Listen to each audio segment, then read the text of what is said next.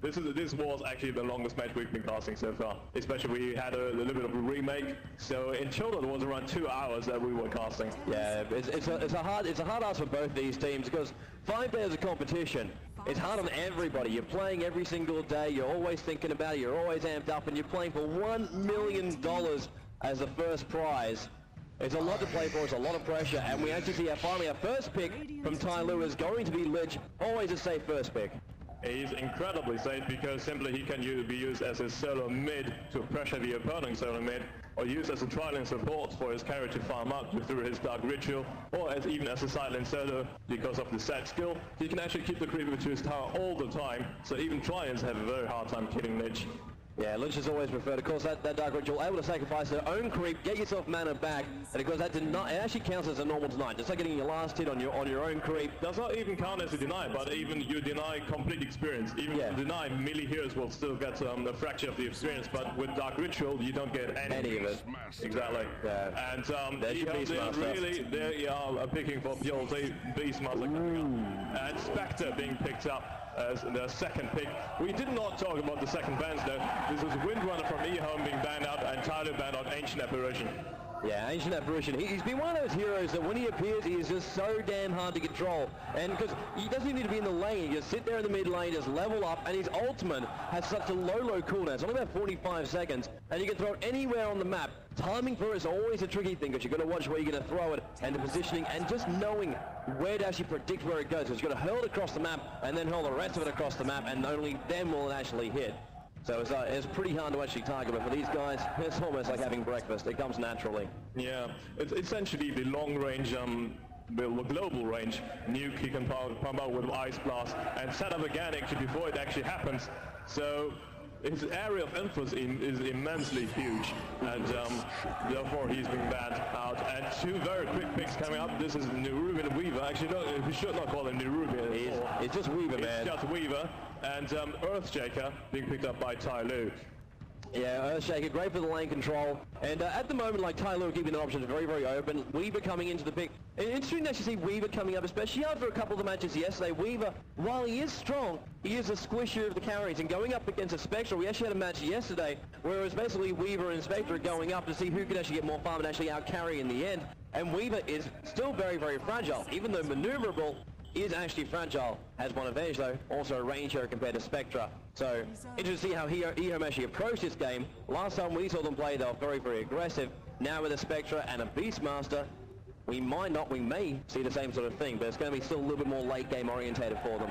Yeah, Spectre is always a great backup character to count on, simply because of a global presence. You can farm on the lane, but if a team fight happens, you can hold in. Yeah. You don't need a TP for that. You can instantly be at any time. And Beastmaster, a very aggressive hero, and Penalty, obviously I already said it, it's one of his trademark heroes. Yeah. Beastmaster is just so amazing. In fact, you can use the Call of the Wild, gives you a hawk so you actually fly him around, get some vision, make sure he doesn't die, does give away some gold. As well as his boar, he actually gets in this. It's a good slow as well, so if you actually try and chase down heroes, very effective. Not to mention, of course, the axes clear the path, clear the wave, and then the roar over the top. One of the very few ultimates in this game that actually goes through a BKB. He is one of the hot picks in this one, because, guys, only 46 heroes from Dota 1 are actually implemented.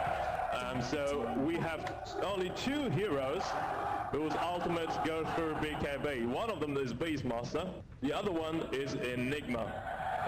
These are the only 2 heroes whose ultimates actually go through BKB. Necrolite could be counted as one because his disable goes through, but his damage does not.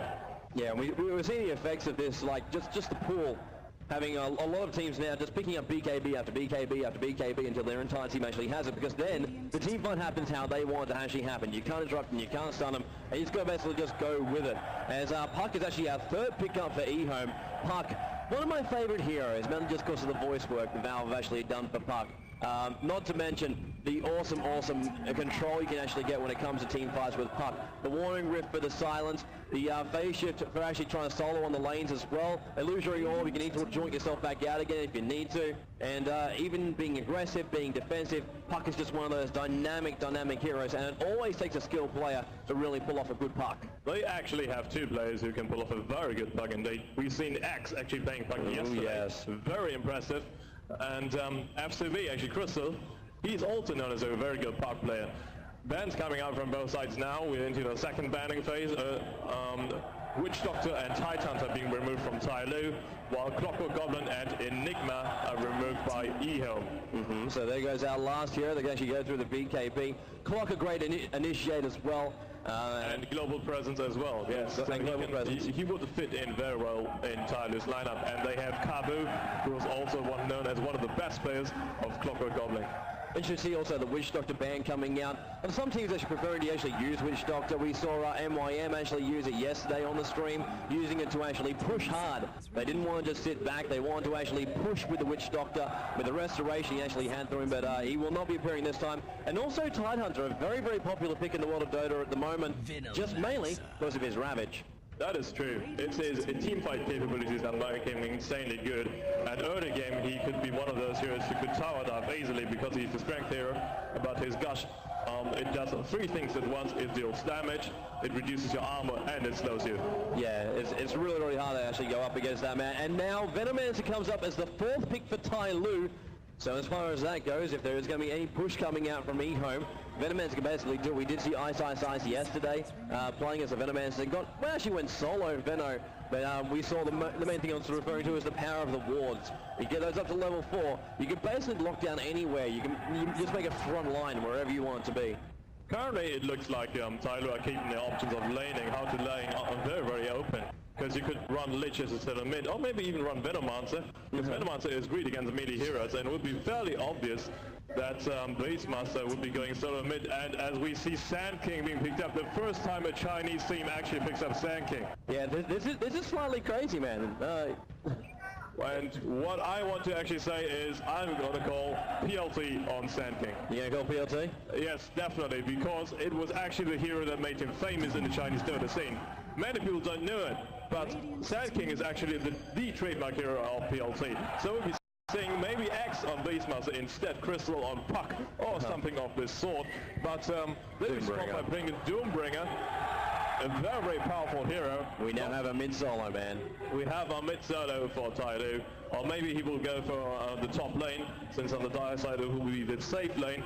And Doom is just especially great against those nimble heroes like Puck, because one Doom just basically seals your death. Yeah, because Puck obviously, once the Doom comes down, you do get silenced, you can't jump yourself away, and then you can also level death. A little bit more complicated to actually explain that one as far as the levels actually go, depending on your level, depends on the level of the death, depends on how much damage it actually does, but still, easy way is burst damage of level death.